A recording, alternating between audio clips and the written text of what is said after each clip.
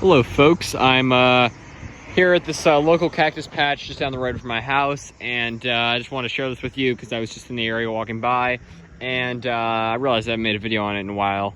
So yeah, I just wanted to make a quick video on it, showing you guys sort of what's here and why these cacti are so special. So this is just growing here like on the side of the road here. I mean, I'm sure it originated as obviously a planted probably a couple specimens, and it's just sort of expanded. I don't know how long it's been here, but it looks like it's been here for some time. And this is Eastern prickly pear, Opuntia humifusa. And those of you may know, my Eastern prickly pear came from this patch. I collected them. I've collected several pads from this patch before. And I mean, you can see some of these pads fall off like that, and then you can just collect them, put them in some soil, and instead of them rotting away there, they will sprout, which is super cool. So yeah, you can see the pads break off frequently actually, and you can see some broken off there. But yeah, so these are a very special cactus species because they're actually native to not just the DC area, but Montgomery County specifically. I have video of native specimens growing along the Potomac on the Billy Trail, and yeah, they grow in a number of locations in the county, mostly along the river, or near the Potomac River.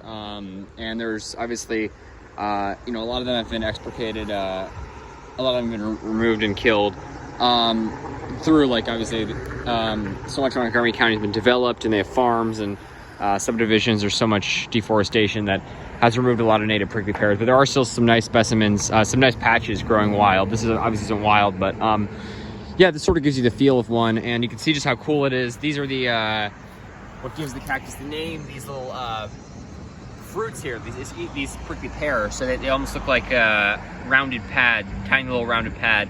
But they're green right now, and they will ripen and taste quite good. I've heard. I've never tried them actually, and I really want to. So once they're green now, which means that they're immature, they're unripe, and once they ripen, they turn purple, and once that happens, I will be making a video on that, harvesting these prickly pears and trying some, because they do have little spines on them. There are some without spines, the fruit do, so you have to remove those. Don't just want to pop them in your mouth, because that can be painful, but super cool. And I've always wanted to try the fruit. It sounds they're known as nopales in Spanish, because many prickly pear species are native to Mexico, which is where, I guess, where the term originated.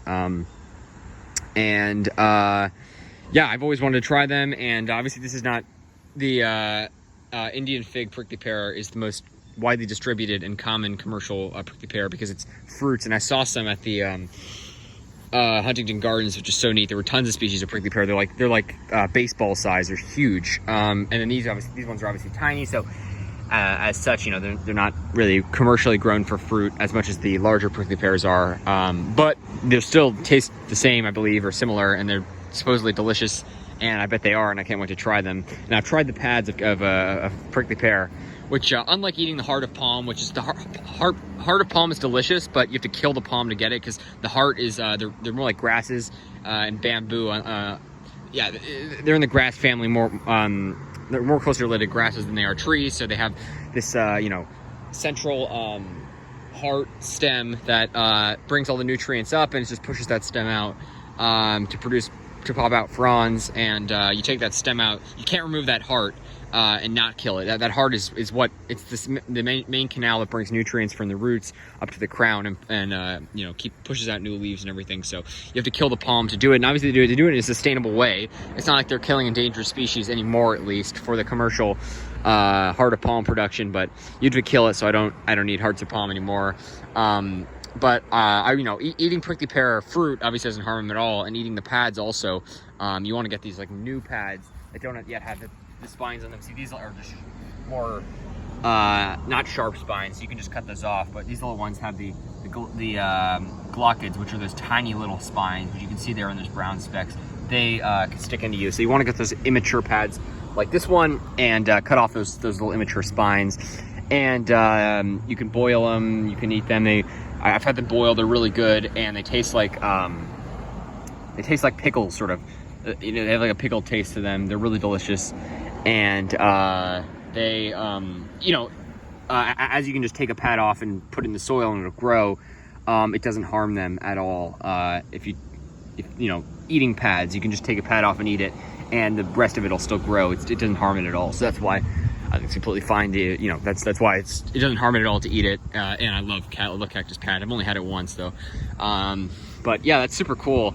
And yeah, I just wanted to share that with you guys. You know, this is not only a very beautiful and exotic looking species that's a native succulent and native cactus in Montgomery County, but it's also just a super cool, you know, agricultural species. It's a very important commercial, you know, type of cactus. The prickly pear are very important in the commercial industry, you know, for you know, their food value, their, you know, the pads, the fruit. It's been, you know, a source of sustenance for thousands of years to Native Americans, because all but one cactus species are native to the Americas.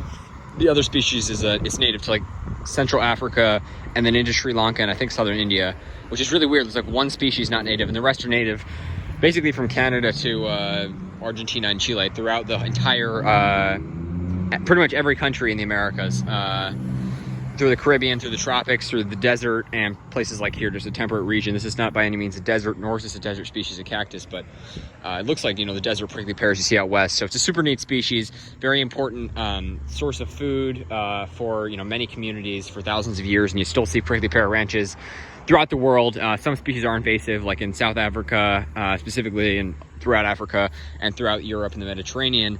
Many species, you know, were originally planted for, you know, their, you know, exotic looks and for, like I said, commercial uses, but they have expanded throughout there, and you'll find them throughout the Mediterranean specifically, and in many other parts, Western Asia, many parts of Africa.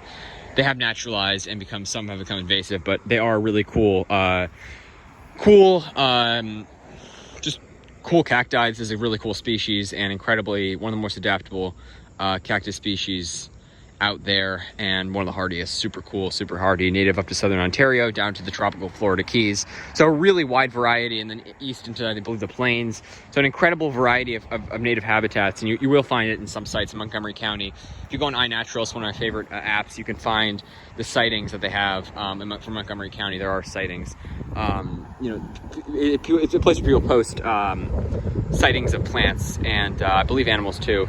And you can look up eastern prickly pear, and you can zoom into Montgomery County, Maryland, just north of Washington, D.C., and you'll see lots of sightings, because there are lots of them growing wild here. So really cool species of cactus, eastern prickly pear, Opuntia humifusa, and definitely try it in your own garden. Really, there's like, with a lot of species, they'll say, if you're in this climate, try it, it'll be ideal. There's really no ideal climate for eastern prickly pear. It is such an adaptable species. So whether you're in the tropics, you're in some sort of subarctic zone up north, maybe in Canada, or really anywhere in between, they can grow in the desert.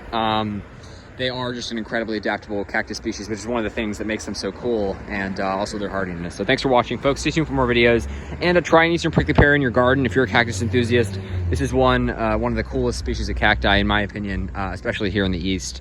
Yeah, just really awesome. Take care, folks.